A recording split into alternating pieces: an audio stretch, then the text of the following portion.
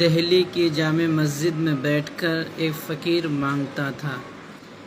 کچھ لمحہ گزرا تو ایک انگریز افسر وہاں پر جامع مسجد کی سیر کے لیے آیا تو وہ فقیر اپنا ہاتھ پھیلا دیا تو افسر نے جیب سے پرس نکالا اور اسے چند رقم دے دیا، اور پرس وہ جیب میں رکھ رہا تھا تو جیب میں رکھنے کے بجائے نیچے گر گیا۔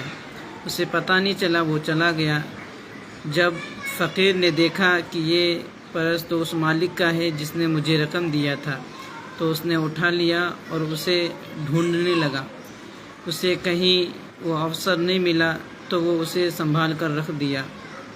کچھ لمحہ گزرا، 1 سال بعد پھر وہ افسر دوبارہ جامع مسجد کی سیر کے لیے آیا اور تفریح کر رہا تھا کہ یہ فقیر کی نظر اس پر پڑی، اور یہ اس کے سامنے جا کر کھڑا ہو گیا اور کہنے لگا، صاحب ذرا 2 لمحوں کے لیے رکنا۔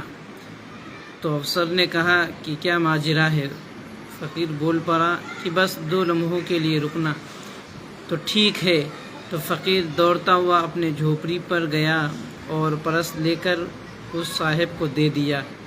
جیسے ہی پرس اس صاحب کے ہاتھ میں گیا تو اس کی آنکھیں پھٹی کی پھٹی رہ گئی اور کہنے لگا، تم ایک مانگنے والا بھکاری ہو، اور یہ جو پرس ہے اس میں وہ آلے تھے کہ جس کے ذریعے تم خوشگوار زندگی گزار سکتے تھے، لیکن تم نے اس پرس کو مجھے کیوں دے دیا؟ اور مجھے پتہ بھی نہیں تھا کہ یہ پرس تم نے اٹھا لیا ہے۔ تو وہ فقیر کہتا ہے کہ بات یہ نہیں ہے، بات کچھ اور ہے، اور اگر میں اس کو خرچ کر کے اپنے زندگی کو خوشگوار گزارتا، لیکن مسئلہ کچھ اور ہے۔ کہا مسئلہ کیا ہے؟ اس نے کہا کہ تم ایک عیسائی ہو اور حضرت عیسیٰ علیہ السلام کو مانتے ہو، اور میں محمد عربی صلی اللہ تعالیٰ علیہ وسلم کا غلام ہوں۔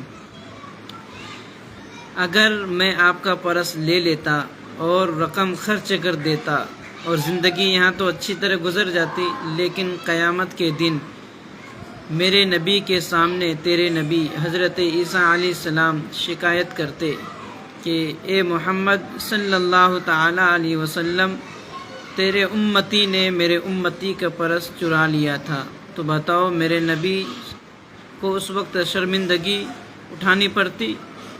تو میں ایک فقیر ضرور ہوں لیکن بے غیرت نہیں ہوں کہ جو اپنے